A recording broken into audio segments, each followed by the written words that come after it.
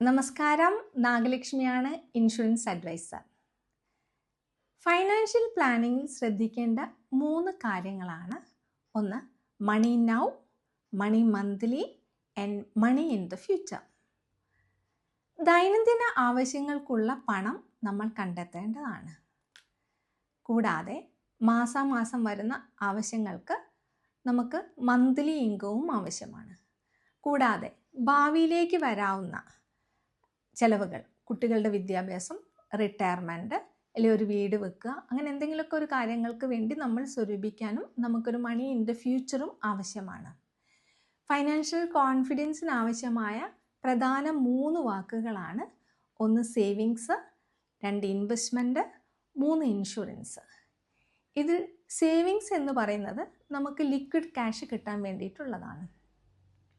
നമ്മൾ സമ്പാദിക്കുന്ന പണം എളുപ്പം എടുക്കാൻ പറ്റുന്ന വിധത്തിൽ സേവ് ചെയ്യുന്നതിനെയാണ് നമ്മൾ സേവിങ്സിൽ പരിധിയിൽ വരുന്നത്.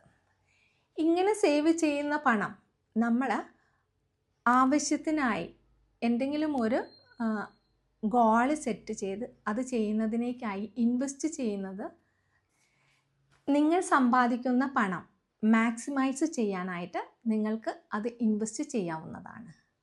കൂടാതെ നമ്മളുടെ ഭാവി വരുമാനത്തെ പ്രൊട്ടക്റ്റ് ചെയ്യാനാണ് ഇൻഷുറൻസ് ആവശ്യമായി വരുന്നത്.